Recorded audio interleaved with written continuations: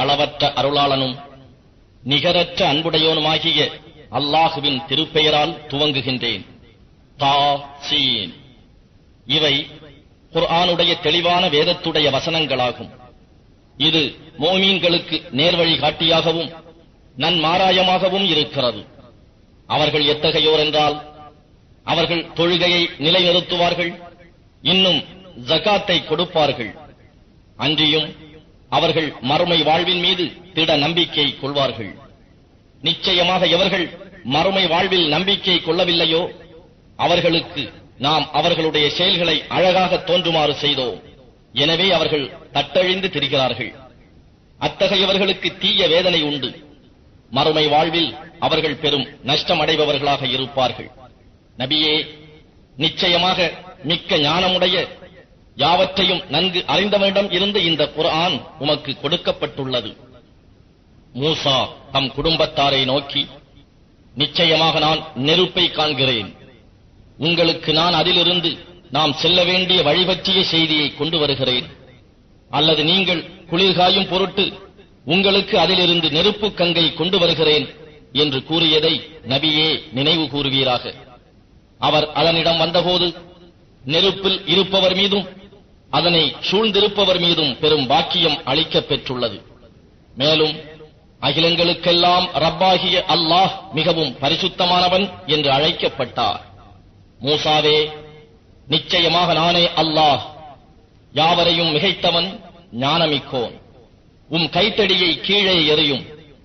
அவ்வாறே அவர் அதை எறியவும் அது பாம்பு போல் நெளிந்ததை அவர் கண்டபொழுது திரும்பி பார்க்காது அதனை விட்டு ஓடலானார். மூசாவே, பயப்படாதீர். நிச்சயமாக என் தூதர்கள் என்னிடத்தில் பயப்பட மாட்டார்கள். ஆயினும் தீங்கிழைத்தவரை தவிர.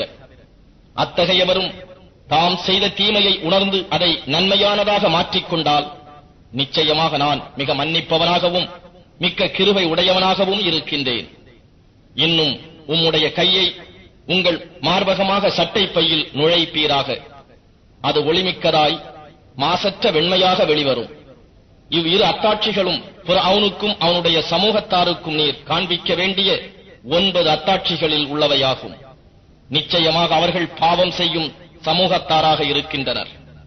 இவ்வாறு நம்முடைய பிரகாசமான அத்தாட்சிகள் அவர்களிடம் வந்தபோது அவர்கள் இது பகிரங்கமான சூனியமே ஆகும் என்று கூறினார்கள்.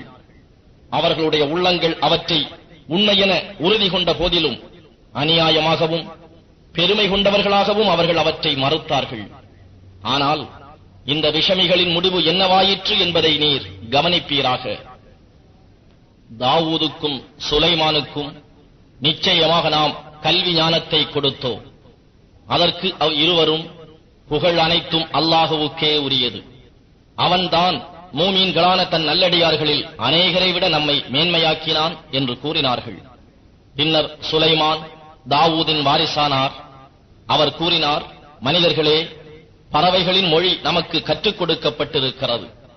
மேலும் நாம் எல்லாவித பொருள்களிலிருந்தும் ஏராளமாக அளிக்கப்பட்டுள்ளோம். நிச்சயமாக இது தெளிவான அருட்கொடையாகும். மேலும் ஜின்கள், மனிதர்கள், பறவைகள் ஆகியவற்றிலிருந்தும் சுலைமானுக்கு திரட்டப்பட்டு அவை தனித்தனியாக பிரிக்கப்பட்டன. இறுதியாக எறும்புகள் வசிக்கும் ஒரு பள்ளத்தாக்கின் சமீபமாக அப்படைகள் வந்தபோது ஓர் எறும்பு மற்ற எறும்புகளை நோக்கி, எறும்புகளே, நீங்கள் உங்கள் புற்றுக்குள் நுழைந்து கொள்ளுங்கள்.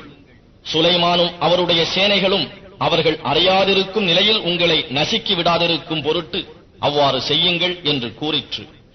அப்போது அதன் சொல்லை கேட்டு அவர் புன்னகை கொண்டு சிரித்தார். இன்னும், ரப்பே, நீ என் மீதும் என் பெற்றோர் மீதும் புரிந்துள்ள உன் அருட்கொடைகளுக்காக நான் நன்றி செலுத்தவும், நீ பொருந்திக் கொள்ளும் விதத்தில் நான் நன்மைகள் செய்யவும் எனக்கு அருள் செய்வாயாக. இன்னும் உன் கிருபையை கொண்டு என்னை உன்னுடைய நல்லடியார்களில் சேர்த்தருள்வாயாக என்று பிரார்த்தித்தார். அவர் பறவைகளைப் பற்றியும் பரிசீலனை செய்து, நான் இங்கே புது பறவையை காணவில்லையே, என்ன காரணம்? அல்லது அது மறைந்தவற்றில் நின்றும் ஆகிவிட்டதோ என்று கூறினார்.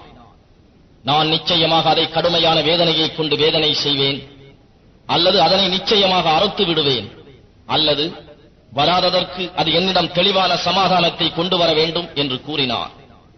இவ்வாறு கூறி சிறிது நேரம் தாமதித்தார்.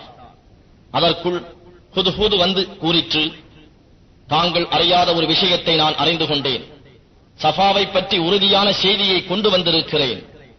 நிச்சயமாக அத்தேசத்தவர்களை ஒரு பெண் ஆட்சி புரிவதை நான் கண்டேன். இன்னும் அவளுக்கு ஒவ்வொரு வகையான செல்வமும் அளிக்கப்பட்டுள்ளது, மகத்தான ஓர் அரியாசனமும் இருக்கிறது. அவளும் அவளுடைய சமூகத்தார்களும் அல்லாஹ்வை அன்றி சூரியனுக்கு சுஜூது செய்வதை நான் கண்டேன். அவர்களுடைய இத்தவறான செயல்களை அவர்களுக்கு அழகாக காண்பித்து அவர்களை நேரான வழியிலிருந்து தடுத்துள்ளான். ஆகவே அவர்கள் நேர்வழி பெறவில்லை. வானங்களிலும் பூமியிலும் மறைந்திருப்பவற்றை வெளியாக்குகிறவனும் இன்னும் நீங்கள் மறைப்பதையும் நீங்கள் வெளியாக்குவதையும் அறிபவனுமாகிய அல்லாஹுவுக்கு அவர்கள் சுஜூது செய்து வணங்க வேண்டாமா? அல்லாஹ் அவனையன்றி வணக்கத்திற்கு உரிய நாயன் வேறு இல்லை. அவன் மகத்தான அர்ஷுக்கு உரிய இறைவன் என்று ஹுத்ஹுத் கூறிற்று. அதற்கு சுலைமான், நீ உண்மை கூறுகிறாயா அல்லது பொய்யர்களில் ஒன்றாக நீ இருக்கிறாயா என்பதை நாம் விரைவிலேயே கண்டுகொள்வோம். என்னுடைய இந்த கடிதத்தை கொண்டு செல், அவர்களிடம் இதை போட்டுவிடு. பின்னர் அவர்களை விட்டு பின்வாங்கி அவர்கள் என்ன முடிவு செய்கிறார்கள் என்பதை கவனி என்று கூறினார்.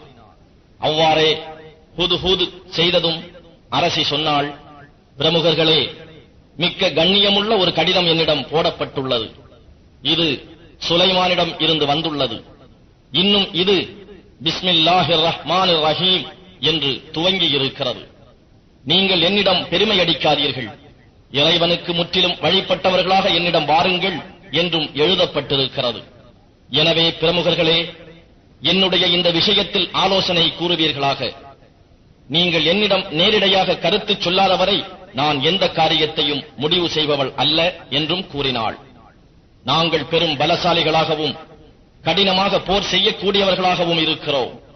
நாங்கள் என்ன செய்ய வேண்டும் என்பது உங்களுடைய உத்தரவை பொறுத்தது. எனவே உத்தரவிடுவது பற்றி கவனித்து பாருங்கள் என்று அவர்கள் சொன்னார்கள். அவள் கூறினாள், அரசர்கள் ஒரு நகரத்துள் படையெடுத்து நுழைவார்களானால் நிச்சயமாக